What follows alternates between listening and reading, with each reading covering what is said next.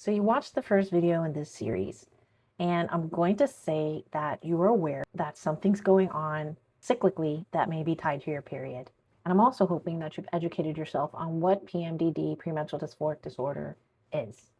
There's so much information out there. I hope you didn't go down that rabbit hole. Let's talk about tracking. How the heck do you track? What is tracking? And what's a tracker anyway? First steps of learning how to track your periods is getting yourself a calendar. It's one of the most important things you can start doing when you suspect you have PMDD.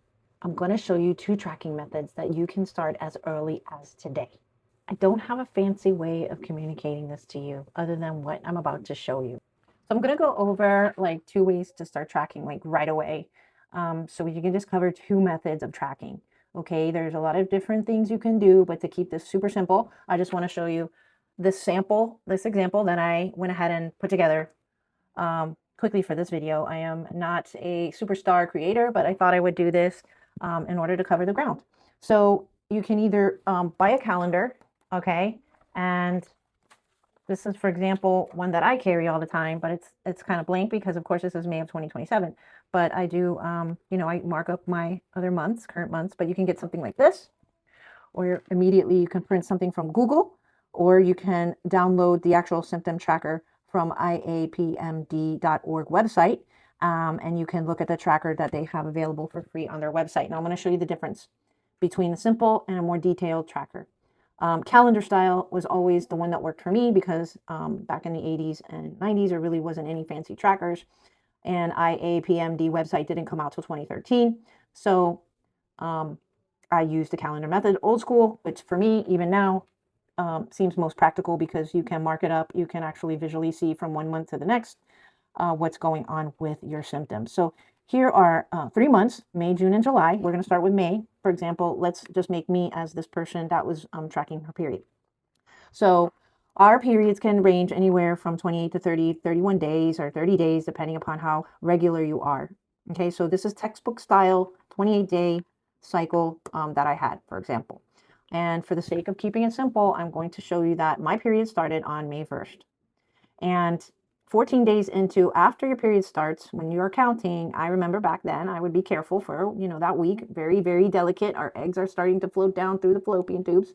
So I would definitely be tracking for that reason. I didn't want to get pregnant, not for tracking my symptoms. I didn't know that until way after I was diagnosed and started putting my symptoms down. Just too late. Anyway, here we are tracking it, day 14 to day 28. Those are vulnerable times, okay?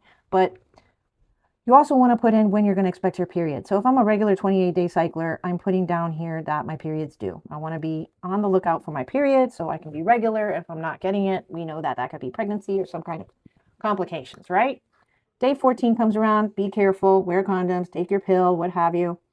But the week before my period, I would put in there, once I started seeing a pattern, PMD alert. PMS alert at the time is what I was using. But anywhere that week before my period, I wanted to put red X's to make sure that I knew something was coming. Okay, and if I was aware of PMDD, like you all can be at this time in 2026, with all your resources and education, you're going to put here the week before in order to start tracking that you could be getting symptoms. So for this example, I'm writing down the week before my period, the alert, and then I'm actually writing down the days where I started having symptoms. On the 26th and 27th, days before my period, I was overthinking. I had a little meltdown. I was angry, started hating myself, and the following day I had a fight with my boyfriend. Why was I angry and started overthinking? Because possibly, let's say, example, I was at work and one of my managers said that they thought that my shirt was too tight that day. And, maybe, did you get that new shirt? It looks a little snug. When I walked back to my desk, let's say, for example, I started overthinking, well, what did they mean? Did they mean it looked nice? Well, did they think it was too tight? What do they think? I'm a little bit too promiscuous? Oh man, maybe they thought this just wasn't the shirt to wear. What am I going to do? Should I go home and change? Wow. And then your head just starts going, you start ruminating and you start thinking, maybe I should go home. I had a little meltdown that day. How about that? And then I ended up calling my boyfriend that night, asking him what did he think that meant. And I'm really worried. I'm not feeling myself. I'm a little down. What did they mean by that? Am I going to get written up? Maybe I wasn't following dress code, on and on and on. And guess what? He thought I was overthinking and he said, just get over it. Tomorrow's another day. And no, that's not what I needed to hear. So I decided to hang up the phone and tell him in a text that he was being unsympathetic to my thoughts, and he wasn't really thinking mindful of what I was going through. So I stopped talking to him. I wasn't texting him, and that just made things even worse. So I ended up calling out sick the following day. My period's due. I get my period. I feel better. I'm not even thinking about what happened. And my boyfriend's asking me if I felt better and that he's glad I'm feeling better and that if he remembers why I was mad at him. And I said, let's just get over it.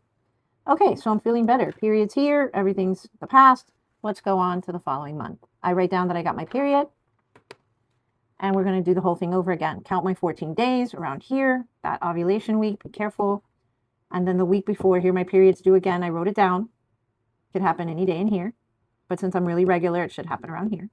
And then I'm putting in the PMD alert the week before. Any of these days, I could be having any kind of symptoms, any and everything, all kinds of rumination, overthinking, being oversensitive, arguing with my boyfriend for no reason, saying that he's spending too much time on his phone when he's with me. Who knows?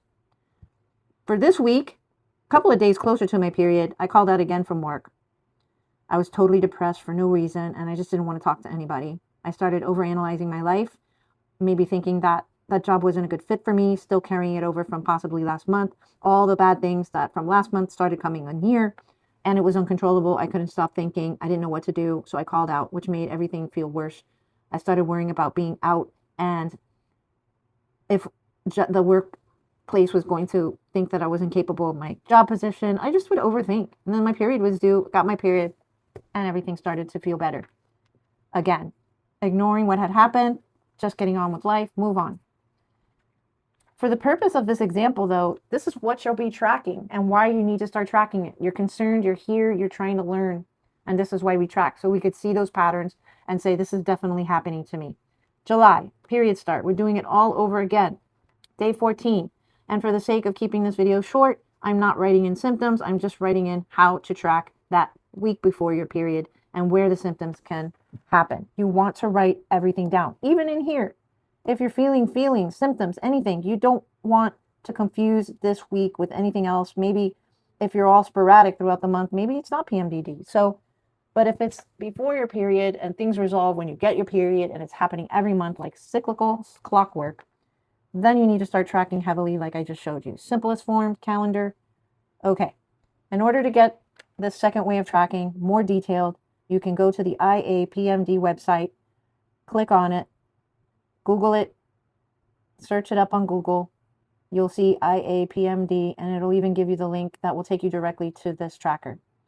And I don't know if you'll be able to see this. It's very detailed, but I think this is really good for when you're starting to prepare seeing a physician, because you've already seen the patterns, you've been tracking it, and you're ready for the next step, which is to talk to a physician about it. You've already been like to a peer support group, checking things out. You're starting to see that other people understand what you're talking about, and you're really suspicious. You want to talk to someone about this in the professional fields. So here's the tracker that IAPMD has developed and offers for free download. You just have to go through the steps. Add it as a cart. This is how they know how many of them were downloaded, how effective their site is being able to help people. They want you to also subscribe to their newsletter so that you can be informed and get the latest updates. Go through the motions and get this downloaded. Here are the 1 through 31 days of the month. Okay, a lot tighter than a regular calendar, but we are real suspicious and we want to get more detailed about our symptoms. Here are the symptoms, most likely very connected to the PMDD disorder. You have to have several of these for a couple of months in order to be diagnosed or, get into that direction of you most probably have PMDD. Here are the symptoms. Feel depressed, sad or down, blue, feeling hopeless, flat, worthless, or guilty. Feeling anxious, tense, had mood swings, felt angry and irritable, had difficulty concentrating. Now, if I'm using this for the first time, let's say on day 4, my period started on day 1, on day 4, I started feeling anxious. Now, it gives you the degree of the severity, numbers 1 through 6 here. And this is what you're going to do every day leading up to your period. Now, remember, I was a very 28 day, so right around here, the week before my period, I should be seeing a bunch of 6s. And this is how this tool will work. There are instructions at the top. There also are instructions Here's how it's being X'd, 1 through this first month or what have you. You're going to put the month up there, and here are the instructions. I hope that was helpful, but I had a name for this disorder when I needed it. I wish I had the education and the resources that are available now. You have options, and I want you to pick one that works for you. Look, the simplest tool to use that you can use right now is a paper calendar. If you like digital, there are some apps that are out there that are specific to PMDD. One that I see in some of the communities a lot is called Me v PMDD, Me versus PMDD. But first and foremost, you're going to want to mark your first day of your period every month. That's the anchor. Everything else gets organized around that date. Tracking isn't just about writing things down. It's like building a map. It's going to be a map of your cycles, your moods, and your patterns. I want to remind you that every woman's journey will look very different. You'll have to keep up with your tracking. You'll have to be consistent. You know your body and you know your mind. So it will be up to you on learning how to navigate this journey. Write down how you felt, even if it's just one word: anxious, fine, hopeless, energized. One word is enough to start. And you're also going to want to write down the physical symptoms: feeling bloated, feeling tired, feeling breast tenderness, sleep changes. And PMDD is not just emotional. Your whole body is involved. And most importantly, you're going to want to note your behaviors and your thoughts. Did you have a conflict with someone that felt out of proportion? Did you pull away or isolate? Did you have thoughts that felt dark or out of character? Write it down. You don't need to write down paragraphs. The key is being consistent. Don't take a break. Don't blow it off. This is critical. If you're having severe symptoms cyclically every month before your period, this could very well be PMDD, premenstrual dysphoric disorder, and it's serious. It should be taken seriously. The goal is consistency, not perfection. My personal experience, I didn't have this tracking information. I didn't have the education. I didn't have the resources. We're talking 1990s into the 2000s. I basically was doing some type of tracking on a calendar to make sure I wasn't getting pregnant. I was counting days from the first day of my period, 13, 14. This is the danger week. It wasn't until the stress started building up around the time I got married and started having children, 21, 22, 23, and 24, all rolling around my 20s, things were hot. I tried it, but I really needed something tactile. I needed something to be able to carry with me and look at it and mark it up when I wanted to, the way I wanted to, with pens, with color, just different ways for different people. It really just depends on the individual. What's important is that you find a tool and you're consistent with using it. Remember, out of sight, out of mind. If you have a calendar you can carry around with you at all times, you'll be more prone to using it. Probably. I don't know. You know yourself better than anybody else. A simple calendar until you get the hang of things might just be the way to go. So after you've been tracking for a few weeks, a month or so, you're going to start looking for that pattern. 1 or 2 weeks before your period. It's called the luteal phase. That's when symptoms tend to show up. Then when your period comes, the symptoms lift, sometimes overnight. That shift is the hallmark of PMDD. When you can look at your tracker and say, every month around day 14 or day such and such, this is what happens. And then it stops. And then the symptoms just go away. Powerful information, not just for yourself, but for any doctor you sit down with. Even though I was diagnosed with PMDD in 2018, I failed to manage it properly. I didn't track it consistently. Life moved very fast. I went into my cycles. I experienced the symptoms. I dealt with them. I rammed through them. I don't know how I'm still here today.